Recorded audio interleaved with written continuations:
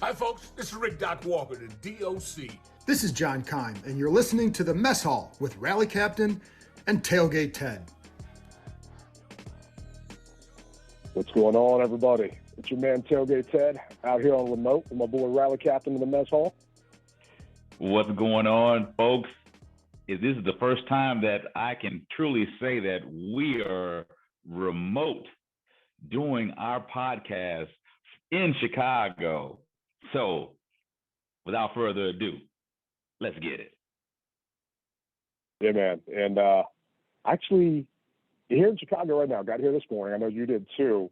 And I don't know if my hotel room is too tall for the cell towers, but I tried to do this from my room and couldn't do it. So if you guys hear dinging and beeps in the background, because I'm actually sitting right beside the elevators, and I'm hoping a bunch of Bears fans don't see me and throw stuff at me while we're recording this. But fingers crossed, we should be okay for the recording and hopefully the game. But right there, man, let's jump into it. And this is the first time I'm actually going to get a chance to go to one of your rallies, man. I'm not sure what I'm more excited about, the game or actually getting to see Rally Captain at work at a rally, man. Oh, bro. Well, let me tell you, I put the rally on cruise control and the fans make the rally. I am just the one who sets it up. But I got to tell you, I was happy that Woodbridge Collectibles came through again. And this time they have a D'Angelo Hall autograph jersey. For some a D'Angelo Hall jersey. So for some lucky fan, and now remember, to get this jersey, you have to have a ticket. And the tickets are that they're going for $5 for one ticket or $20 for 6 tickets. So the proceeds go to the American Red Cross. I mean, this is nothing new. Everyone knows that I am a huge blood donor, and I believe in giving back to the community as best as I can. And giving blood is my way of giving back. So all the proceeds that you guys put up for this jersey will go to the American Red Cross. And I'm excited. The bar owner from Chicago is asking me, do you think 10 people are going to show up? And I said, I think more than 10 are going to show up, but I can't tell you how much more than 10.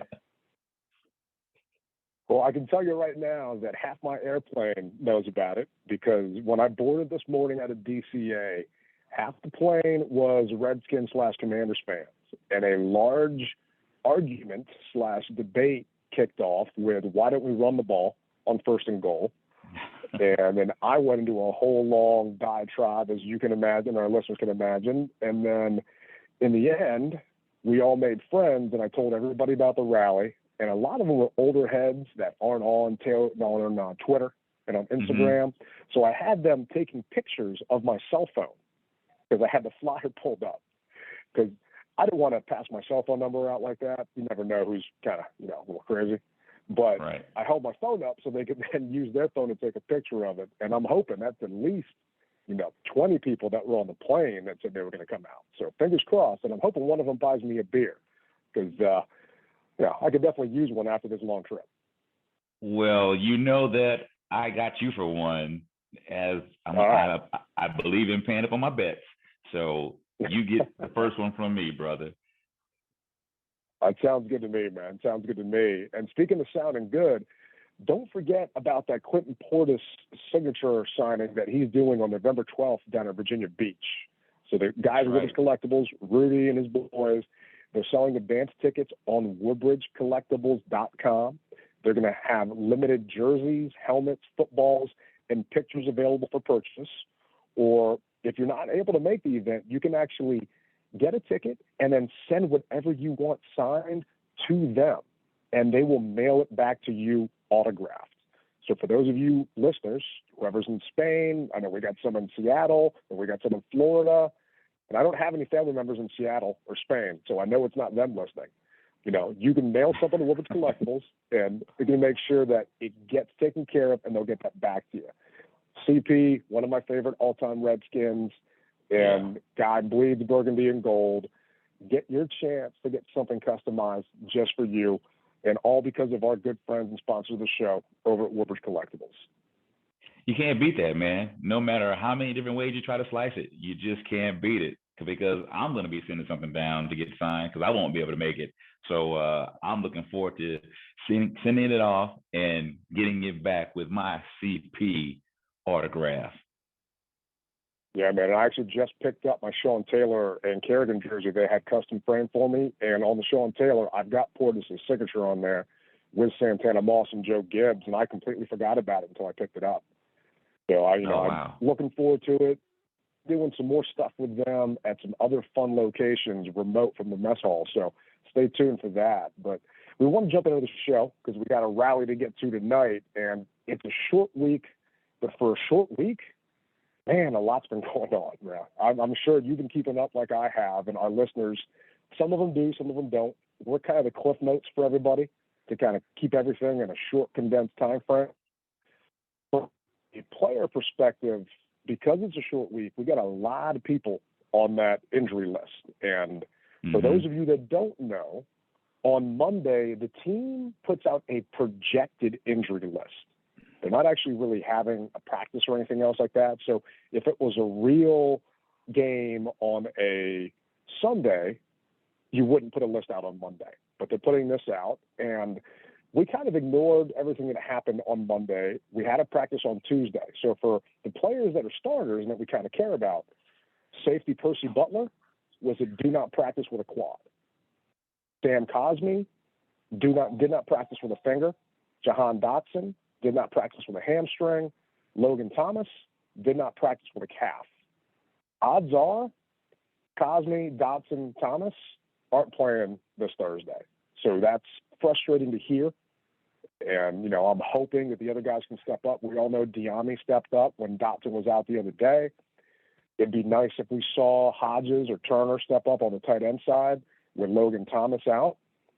We've also got Jonathan Williams was out with a knee, and Diami was actually limited with a groin. And from last year with Curtis Samuel, we know how those groins can be tricky. So we'll see what happens with that. Limited was. I hadn't heard about Diami Brown. Wow. Yeah, it's kind of on the down low. I'm expecting him to be there. I'm expecting him to play, but he was limited. And you never know, like a groin and a hammy, not exactly the same thing. But, for those quick twitch guys, those fast twitch guys, that groin can kind of act up on you out of nowhere. And then David Mayo was limited with a hamstring. Doesn't worry me as much. John Bostic, believe it or not, actually didn't do that bad when he came in last week. And then Carson Wentz ended up showing up on the injury report with a shoulder. And a lot of people are thinking he got that shoulder banged up because Ron Rivera drove him over with a bus after his comments he made during the press conference the other day. I'm not taking credit for that, but for those of you that don't know, and I don't know how you don't, because if you listen to this, odds are you're a big Commanders fan / Redskins fan, but Ron Rivera made some very interesting remarks about his quarterback. And let's just jump right into Coach and what he actually had to say on Monday.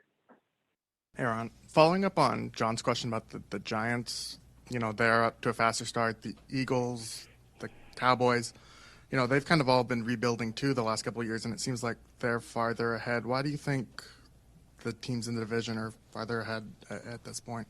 Quarterback. With quarterback, like the Cowboys, for instance, they don't have Dak Prescott this season and still have been able to win. They started with him, Dak, and they build around Dak, and the offense is built around Dak. Their backup's a guy that is very solid inside of what they do. And the truth is that this is a quarterback-driven league. And if you look at the teams that have been able to sustain success, they've been able to build it around a specific quarterback. Chose the quarterback here, though. So do you have any regrets about that, or how do you? No, I got no regrets about their quarterback. I think our quarterback has done some good things. There's been a couple of games that he struggled. But you look at his numbers from yesterday, and you would say, okay, look at his numbers he's had throughout the year. There was a time he was, very solid. And then, we had the unfortunate Philadelphia game, and he struggled a little bit in the Dallas game. But the way he performed yesterday, it just shows you what he's capable of. And we chose him because we believe him. We chose him because we looked at what we felt were things that pointed towards him.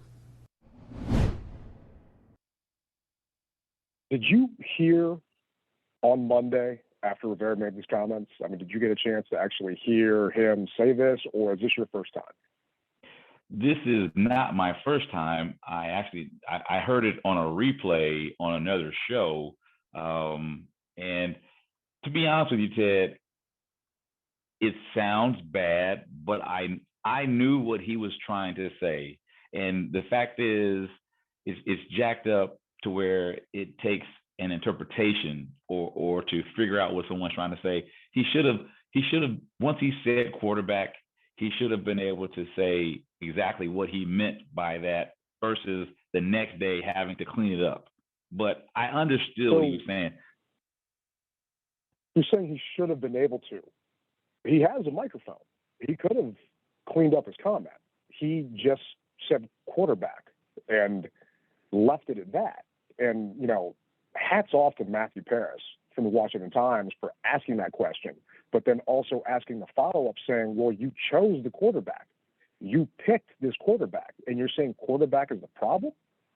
And that's the part where I've got an issue, because Rivera did follow up at the very end of the press conference with Ben Stanning's question. And I've got Ben's question right here and Rivera's answer. Quarterback comment you made before, are you saying that the difference between where the other teams in the division are, you guys, is because of this year the quarterback, or have you haven't had the chance to build around a quarterback since you've been here?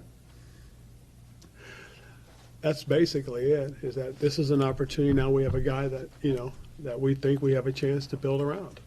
We had a guy in Fitz, and he gets hurt in the first quarter and a half of the season, and so it was a little different. I just think right now we have a guy that is really growing in what we're doing. I thought yesterday was a good indicator of his potential for us in this, and we'll continue to work with it. You previously said if you don't have a quarterback, one thing you can do is build the team around it. Then when you get the quarterback, drop him in. So right. Now that you got that quarterback, do you feel that the other pieces just aren't there for the quarterback to kind of No, now he's got to work with those pieces. It's like walking into a new job. Okay, the job's already been there. All right, the newsroom's already been in there. You walk in and you're the new guy. You got to learn everybody, don't you? You got to learn to work with everybody. I'll learn to do your job with everybody.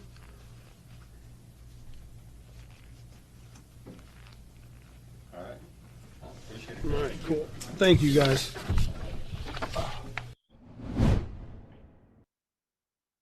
So I hear you when you're saying that it was somewhat taken out of context, and he did have a chance to explain himself at the very end of the press conference.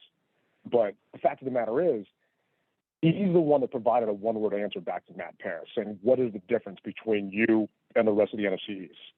The rest of the NFC East, everybody's 4-1 except the Eagles.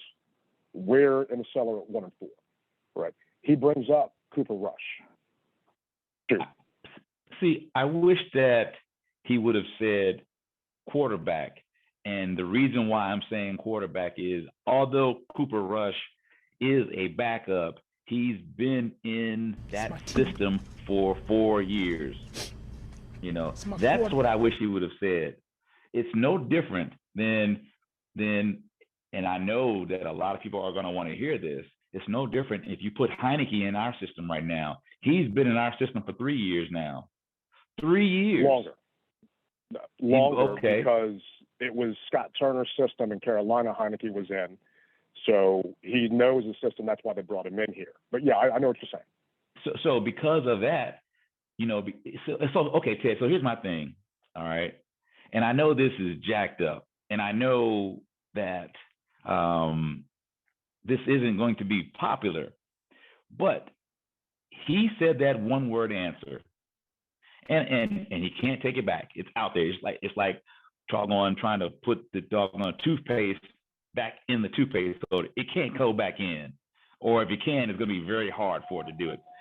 Based upon his logic, we should be starting Taylor Heineke. Based upon his logic, if our quarterback is causing us to have issues, then he should start Taylor Heineke. And I know a lot of people want to hear that. A lot of people do not want to hear that. But, and there is a but, he said it, the quarterback, because he's new in this process, that he needs to get himself together.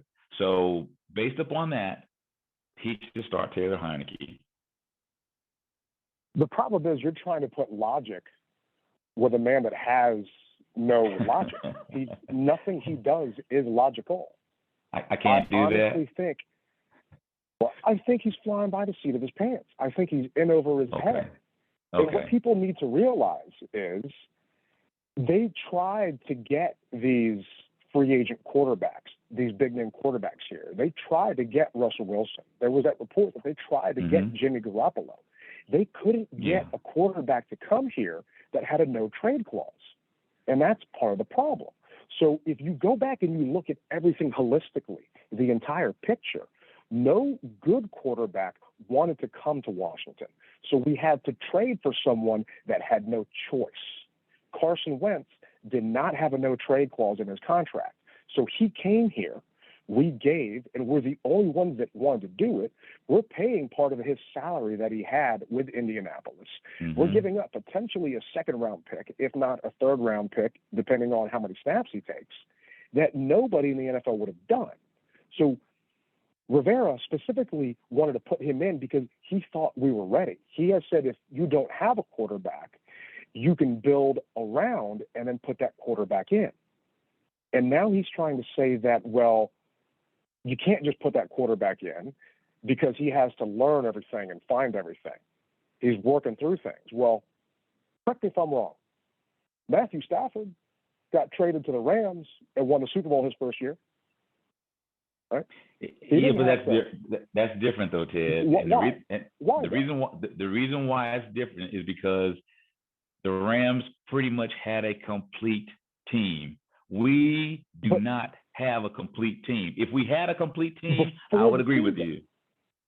Before the season, they thought this was a complete team. There were people in Ashburn that said that this was an 11-win or 12-win team. Right? Now we are week 6 in, and we know that it's not a complete team. But they thought it was. The people in charge, the people that are creating this roster, that are molding this roster, they thought it was a complete team. So to then backtrack and say that he needs to get to know everybody is completely changing the narrative of what he has been telling us. That, well, we don't have a quarterback right now, so we're going to build the other pieces until we can actually get that quarterback. And then you're yelling and screaming during the offseason that what's his face, redhead, Carson Wentz is our quarterback, that we're happy to have him here, that we called him up right before we drafted a 5th-round pick. They're trying to show how much they love this man before he even gets here. And next thing you know, Ron just runs him over in a press conference when it starts to get, 1-4, it's getting bad. And obviously this is an extreme, but Tom Brady, first year with the Bucs, he's the GOAT, obviously. But you can win, okay, when it's your first year in. And let's just flip it up. The Giants, right? They got Daniel Jones. The Giants did not exercise Daniel Jones's 5th-year option, which means Daniel Jones is not in their plans. Brian Dable and whoever that new GM is, they don't want him. When you don't exercise someone's 5th-year option, that means we don't want you. You're not going to be here. It's a brand new system. Yeah. They're 4-1. I mean, this just comes down to coaching. I agree with you as well, but they've also had more time to build their roster. They just have. Got there. No. I'm talking about those.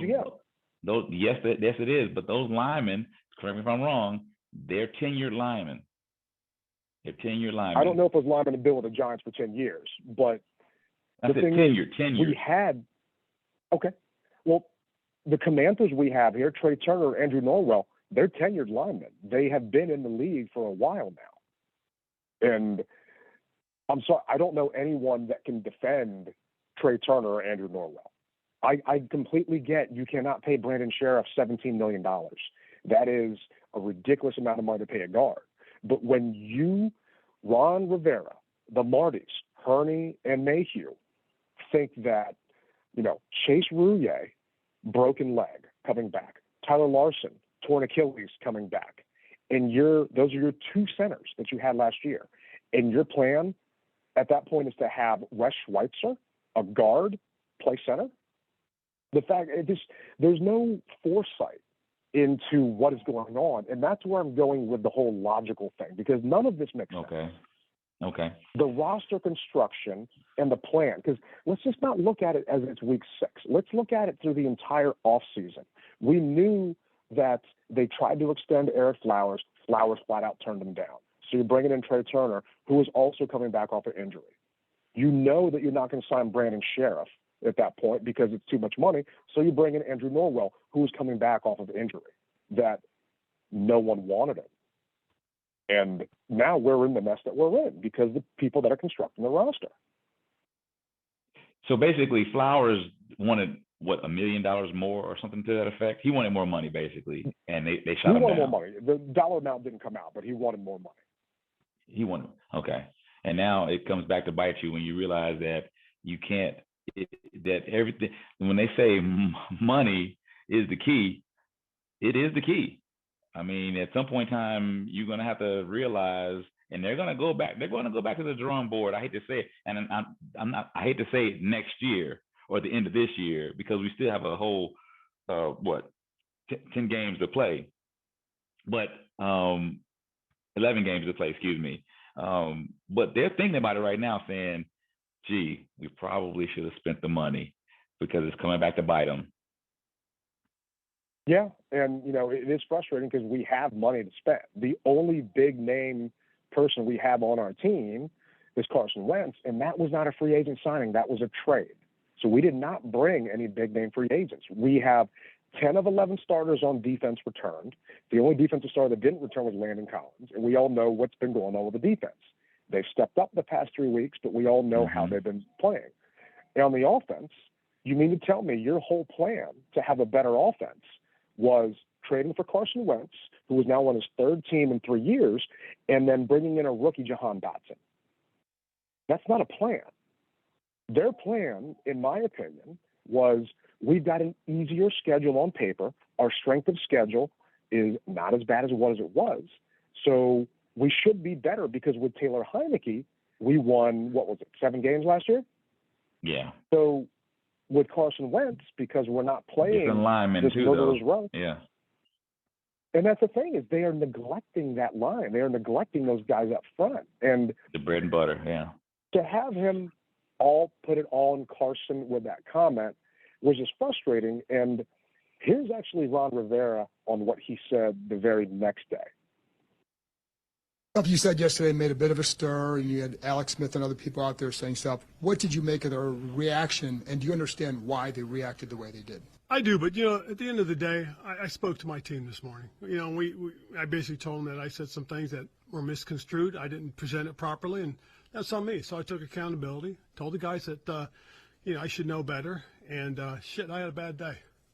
So I figured, I'm feeling better today. Let's move forward. So, to me, as far as I'm concerned, it's really now about the most important thing, and that's getting ready for football.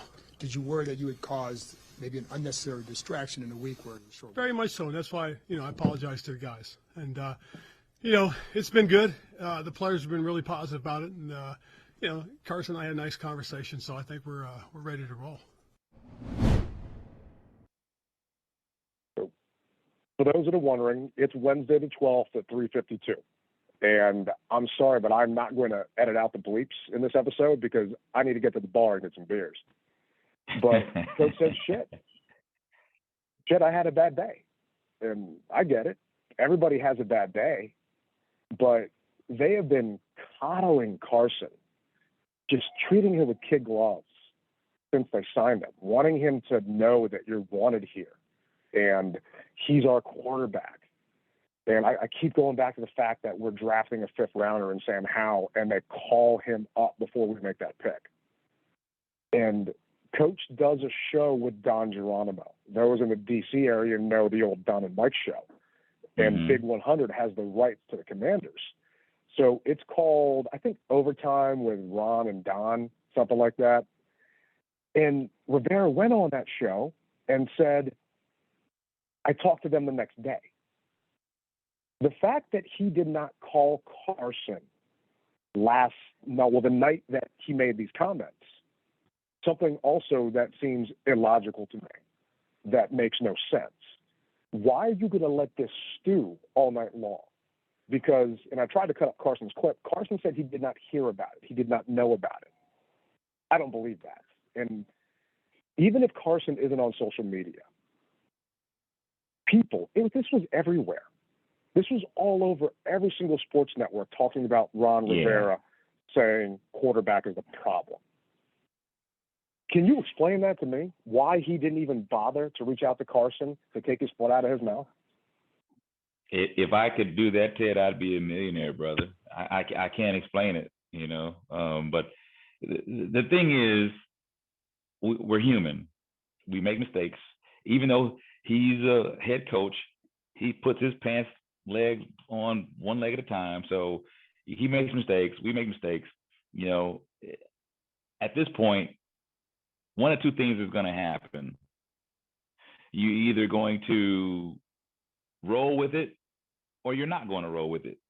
Meaning, if Carson starts to mess up, are you going to pull him and put someone else in? Or are you going to keep him in and you're going to ride with him? And I think at this juncture, he's going to ride with him and let him grow, even though he should already know these things. He should. Being in the league for 7 years, he should know. 8 years, he should already know these things. So at this point, I think Carson has developed a little bit of thick skin, or I would like to believe that he has a little bit of thick skin. Nothing can absolve the coach from saying what he said. But it's out there. It's done. So, like you said, it's time to move on because we got a ball game in basically 24 hours, man. So yeah, no, you're right. It is time to move on, and let's get to it. But it's something that we had to address, and not all of our listeners digest everything the Commanders put out there because sometimes it's frustrating. And I wanted to make sure that we touched on it, and we had a chance to let people know what did come up because some of those people on the airplane I was with this morning had no idea that Rivera said that. But the last thing I'll say about it is Rivera is trying to make it sound like the media is spinning what he said, and I'm just going to say no. That's a flat-out lie. And I agree with you. Said. Yep. Looking into a camera, you made your comments, and you didn't cough in the middle at the end of it. You didn't all of a sudden have to grab a glass of water. Harris elaborated and said, well, you drafted him. And at no point did he say, well, all these other things that would have justified his answer. So stop putting blame on others, Ron, and maybe look in the mirror and point at yourself. When you called out Jamin Davis earlier this season, maybe look in the mirror and say, hey, maybe we need to look at us as coaching staff in the front office versus just pivoting on the quarterback. But moving on. Well, the last thing I want to say, the last thing I want to say about that is this: if you're going to call Carson out, then I better hear you calling out some linemen as well. I better hear you calling out bad lineman play. I need to hear that as well. If we're going to play the blame game, then in some shape, form, or fashion, I need to be able to hear that it as well, because the last 3 weeks, it's been line play. No ifs, ands, buts about it. We cannot sugarcoat it. We just can't. So you better put that under your hat too, and say it, because without the line, so we talked about Dallas and Cooper Rush. If Carson Wentz, and I know we can play the if, woulda, coulda, shoulda, but if Carson Wentz had the line that Dallas had, do you think we'd be having this conversation right now? No. And that's the other piece of it is, he's talking about Cooper Rush. Cooper Rush was an undrafted quarterback that the Cowboys cut. They let him go. He cleared waivers. 31 other NFL teams said, no, we don't want him. And he is performing better than the number 2 overall pick in the NFL draft. And I am sorry, that comes down to coaching and the system. And I'm not putting all that on Ron. I'm putting that on Scott Turner, which is one of Ron's hires. So this coaching staff needs to look in the mirror. These commanders that you brought in here are part of the problem. And if you're willing to throw your quarterback under the bus and run him over, then say something about Norwell. Say something about Turner that you handpicked to bring in here to block for that man because you thought that all you need to do was pluck in the QB. Yep. That's what I'm saying. I don't see him doing it, but, we'll see what happens. And hopefully, maybe a Tyler Larson coming in will help out and he gets a chance to improve that center spot because we talked about it on Monday. Nick Martin definitely is not performing like a starting center should. So we'll see what happens there. But you're, I think, batting 1,000 when it comes to guessing the NFL power rankings and where we are. And once again, I did not send you the link. We were previously 29th. Where do you think we stack rank this week? Okay. Well, so our defense played better. And actually, our offense played better as well. Where were we last week? Last week, we were 29th. I'm going to say we stayed at 29, either 28 or 29. I think we may have gone up one, 28 or 29, simply because of our defensive play and the 2 bombs to Diami. You were close, man. You were close. We actually dropped 1 to 30th. So I was a little concerned that we were going to drop to last, considering that we dropped to 30th. And this is what it said on the NFL power rankings. It's never a comfortable watch with Carson Wentz. There are twists, there are turns, there's joy, there's terror. Oh, and a fair bit of tragedy. Like the goal line interception thrown by the quarterback in the final seconds of a 21-17 loss to the Titans. Wentz's deciding turnover overshadowed a 359-yard passing day that included 2 long touchdown tosses to Diami Brown. At 1-4, Washington finds itself buried in last place of the division with 2 4-1 teams and 1 5-0 team. We have dug a hole, but at the same time, there's a lot of games left, a lot of football, Wentz said. The NFL is crazy. We try not to look at what happened the last couple of games and what's ahead. We just got to go 1-0 each week. We've dug ourselves a hole. We did it to ourselves. And Carson's right. They got no one else to blame. The problem is, before the season started, everyone said, we got to get off to a hot start. We got to get off to a hot start. Because after this week, we got the Packers. They just got embarrassed in London by the Giants, who don't even have a quarterback. Aaron Rodgers is going to want some payback. And then I'm not looking, I don't have the schedule in front of me, but I know we've got the Vikings. I mean, the only games I would count us as a favorite would be the Houston Texans right now. I can't think of another team on our schedule where I'd say we won't be a dog, home or away. So this is a big one this week against the Bears. Where did you think they landed? Where did the Bears land? I don't follow the Bears. They were previously 30th. Well, then 29. Well, there you go. You got that one. So they're because they won last week, didn't they? Now. No, they lost. No, they lost. Yeah, they lost. So sometimes a loss can feel like a win. That's how the Bears fans can optimistically look at a 29-22 setback to the Vikings that also served as a hopeful jumping-off point for Justin Fields. The quarterback who had struggled mightily through the first 4 weeks of his second season caught fire in the second half, finishing 12 of 13 for 135 yards and a touchdown in the final 2 quarters. He added 36 rushing yards and had a long touchdown run negated by a penalty. Fields' hot streak allowed Chicago to erase a 21-3 deficit and put a serious scare into the NFC North leaders. I think we took a step forward for sure, Fields said. A lot of teams in this league would have just laid down and stopped playing. It's a start. And jumping into the matchup, that's kind of what worries me.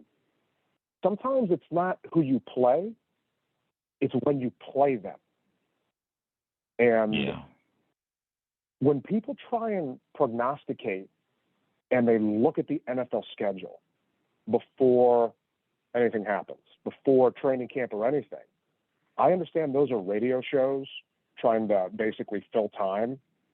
But you cannot do that realistically because you don't know what a team is going through or how long it's taking them to catch on to a system or what injuries they have. The Bears are starting to actually, I don't want to say get hot, but they have improved. Yeah. And Yeah. luckily, we are improving from what happened against the Lions and against the Eagles. But some would say they're on the way up, and we're kind of staying flat. I wouldn't say so much on the way down because after last game against the Titans, we should have really won that one. Mm-hmm. What do you think about this matchup? They're 2-3, we're 1-4. Well, I think that this is going to be a great time for the Commanders to be able to put all the naysayers behind themselves and come out of the Windy City with the win. And I say that because for the people who aren't here, it's rainy, it's wet, conditions are miserable. That neutralizes a lot. And I understand that Fields has some wheels on them, but our defense is pretty fast too. So I think that, and our defense is improving. So each week we've gotten better and better. We've held our opponents.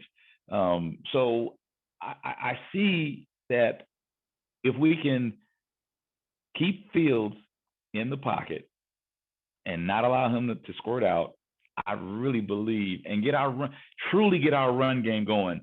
Now, I didn't say passing game. Our passing game is going to be there, but we've got to prove something to ourselves as well as to the other team that we can run the ball. And there's not going to be an excuse for us not to run the ball. We've got a three-headed monster, McKissick, Gibson, Robinson. We just need to be able to do it. And I honestly believe that it's easier, as I alluded on Monday's show, it's easier for a lineman to fire out than it is to backpedal. And so at some point in time, you've got to be able to control the line of scrimmage. And Ted, I know it's an if, but if we can control the line of scrimmage, I believe we can run the ball to be able to open up the little passes that we need to make it happen. I'm not saying we're going to have 2 70-plus yard passes from De'Ami Brown or whoever, any receiver, McLaurin or McKissick, anyone. I'm not saying that. I'm saying that just run the ball effectively enough, control the line of scrimmage effectively enough to where it can open up the little dink and dunk. Because I think if we can do that, we will win this game. Yeah, I agree with you. And the good news is, we've beaten Bears 7 out of the last 8 times we played them. So, for all of you superstitious people, take that if you want it. But the Bears are averaging 17.2 points per game. We're averaging 18. They do have the 5th best rushing attack in the league with a $157.4 on the ground per game.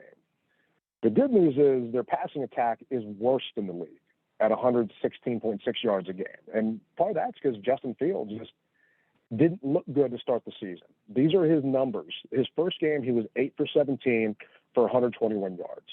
His second game against the Packers, he was 7 for 11 for 70 yards, 7-0.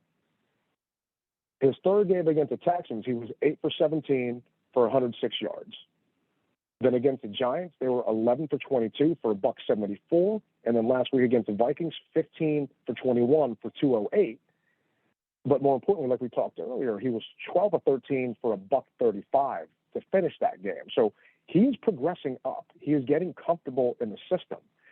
So if we can make them one-dimensional, Justin Fields does not scare me with his arm.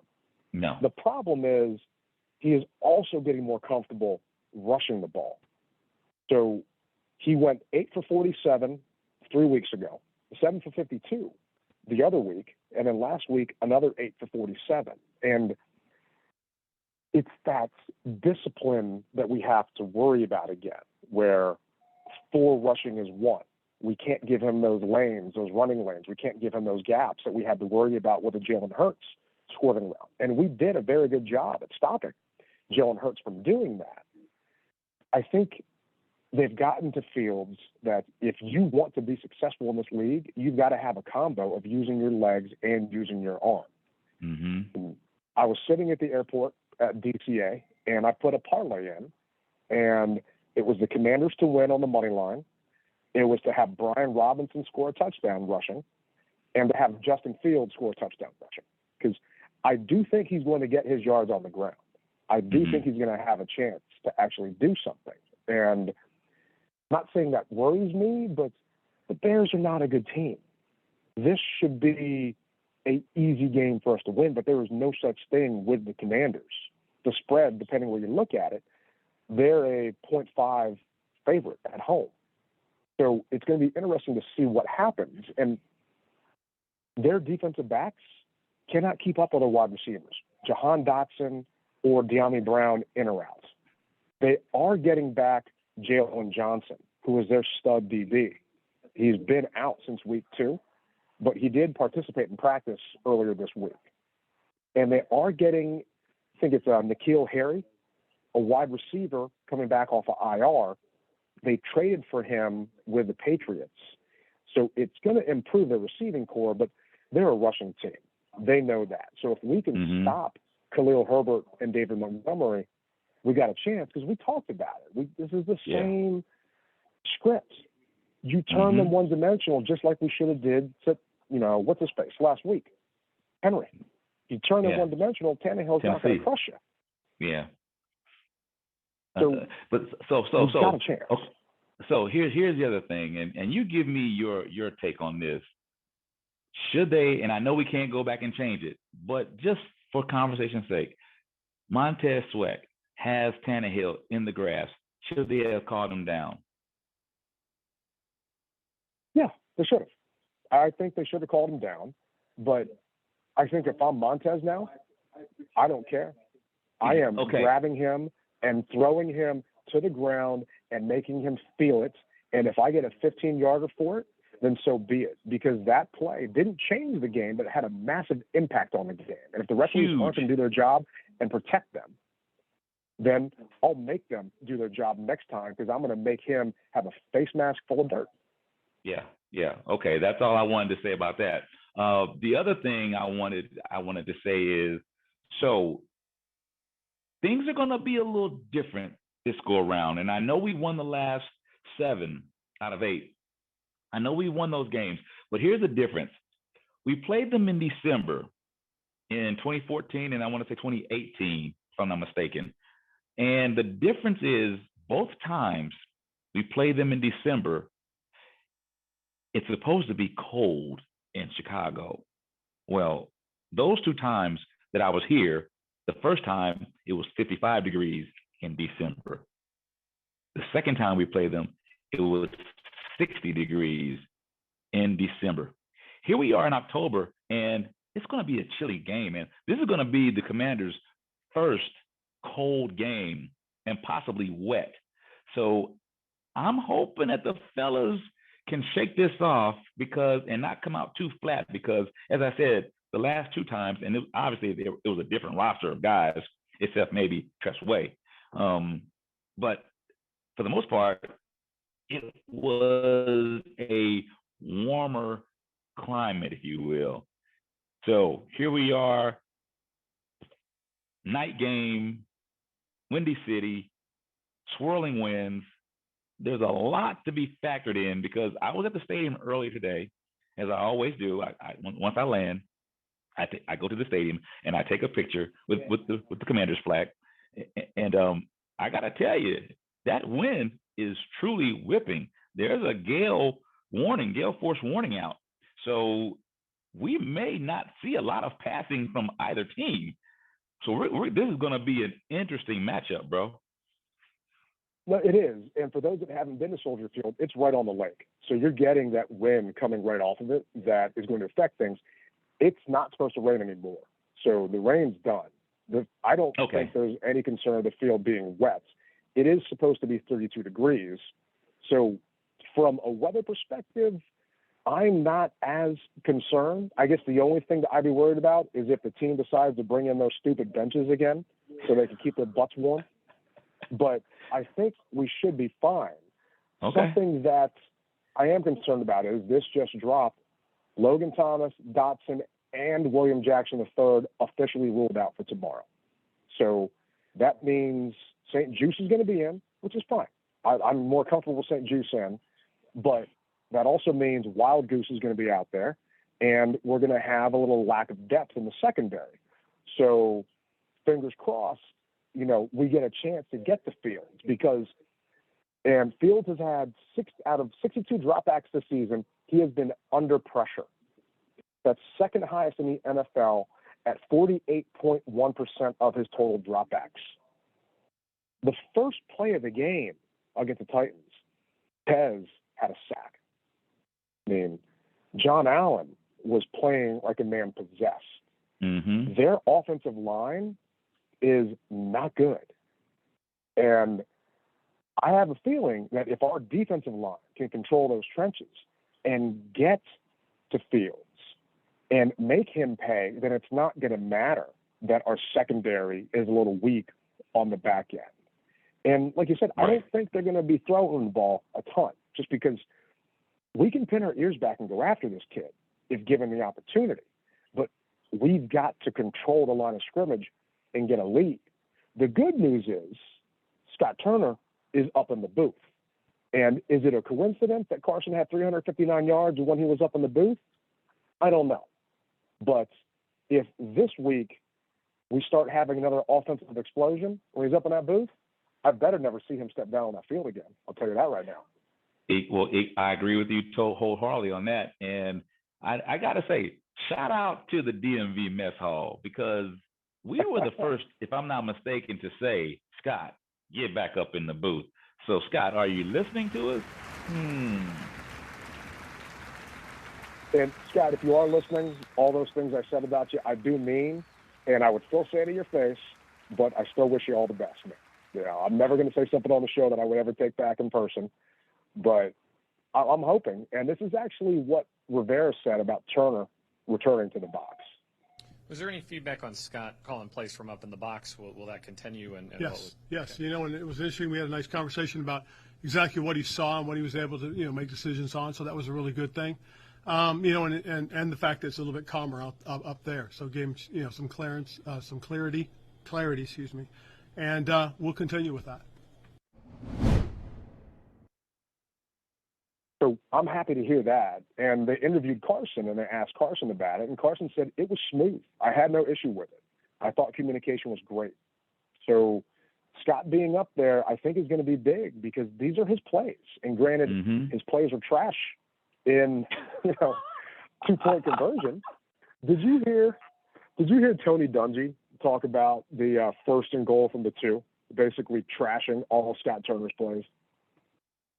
I didn't hear Tony Dungy, but I heard a guy from the Junks from Last Chance U. I think the third season, Last Chance U. Him just dogging him out.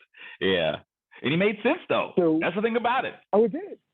It did. And Logan Paulson, we played the Take Command podcast there a bunch. He was on with the Junkies, and he talked about it on his show. I mean, if you look at the routes, you had everybody just all bunched up in one spot. And one quote that really cracks me up, I was listening to it on the airplane out here. Jay Gruden goes on with Grant and Danny and my boy the Rooster and Medhurst. And Gruden basically said, and exactly word for word, Tony Dungy's never called a play in his life. And I actually spit out my coffee this morning when I heard him basically call out Dungy. But everybody's right. The plays were bad because you're at the 2-yard line. You use your best 2-point conversion play. You have to win the game right then and there.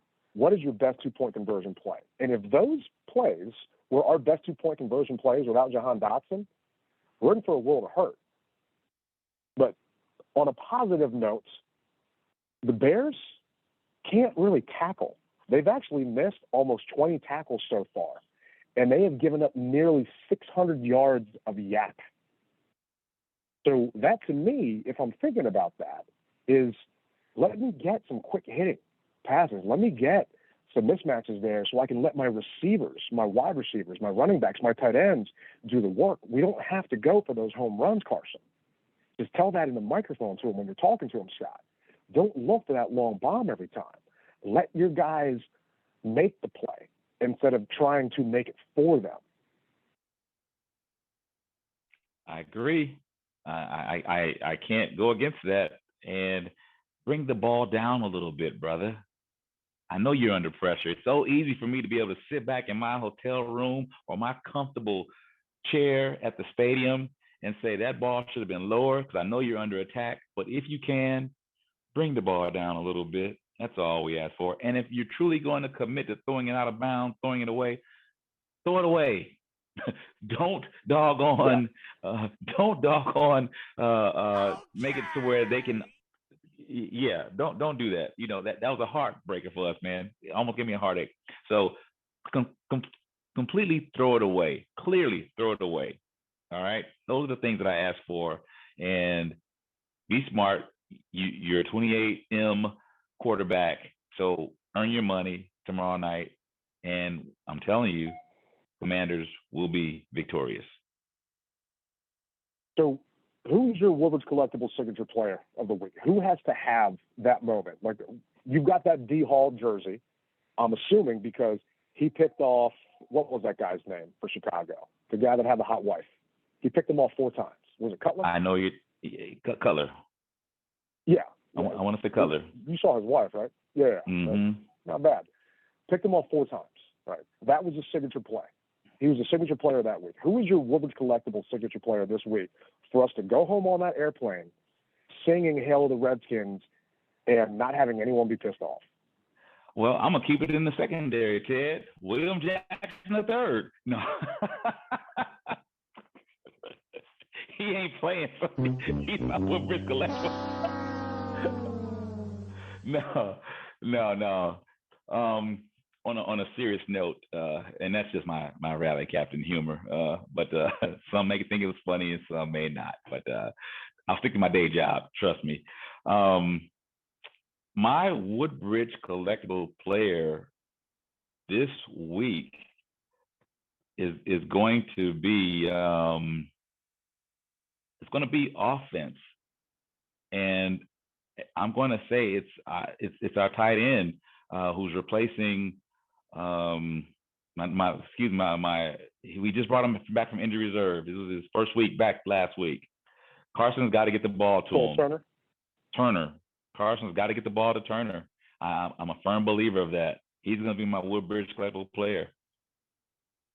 I like that, man. That's a dark horse. That's a huge sleeper pick. I don't think anybody would think Cole, but really, I mean, I was at training camp. You were at training camp.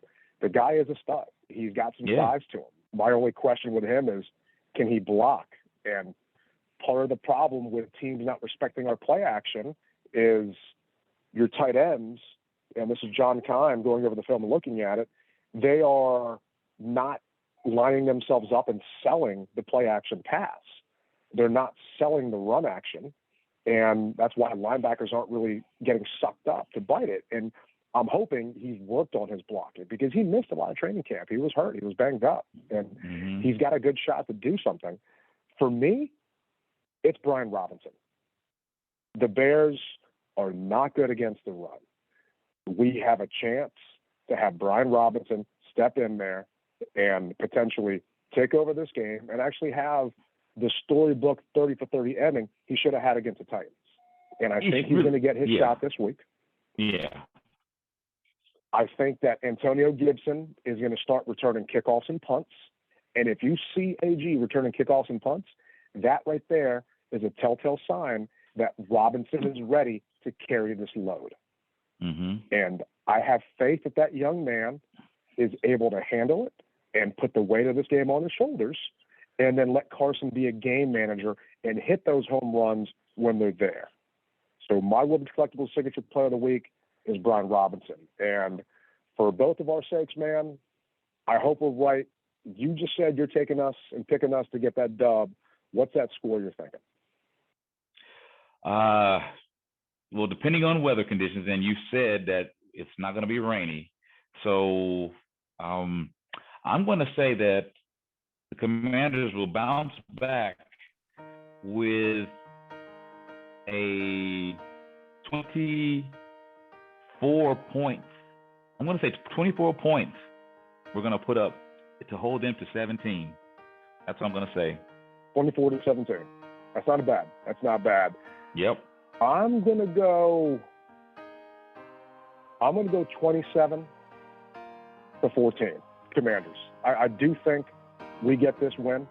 I do think that it's not going to be as stressful as the past couple of weeks. They had a bad day against Tennessee. Rivera had a bad day in that press conference. I think this Thursday, the bad days are behind us, at least in this matchup, and we're going to bounce back, and we're going to go home with that W, and then regroup and see how we handle Aaron Rodgers and the Packers. I love it. I love it because we all can have a bad day, but how fast can you bounce back from that bad day? I'm looking for good things, and we've got to get ourselves ready for a rally at the over-under bar down the street, and I can't wait to see all of the like-minded Commanders fans at the over-under bar. Amen, man. I'm looking forward to it. I'm looking forward to that beer. I'm looking forward to seeing a bunch of listeners, seeing a bunch of fans, dapping some people up. And tomorrow, if you're going to the game, send Rally a message on Twitter. Send me one on Twitter. Try and find us out there. We're going to be hanging out. Fingers crossed. Someone's smiling down on us. We might be on the field beforehand. Not sure. But, hey, we appreciate you guys sticking it in with us. We picked a hell of a season to start a podcast about this football team. But you guys have been with us through and through, and we really appreciate that. Definitely appreciate it. I always tell you, you could be anywhere listening to anything, but you decided to listen to us, and I really appreciate it. And on that note, rep it hard, or don't rep it at all. Rally Captain, Tailgate Ted. We will be out and see you guys next week with a victory in Chi-Town. Peace.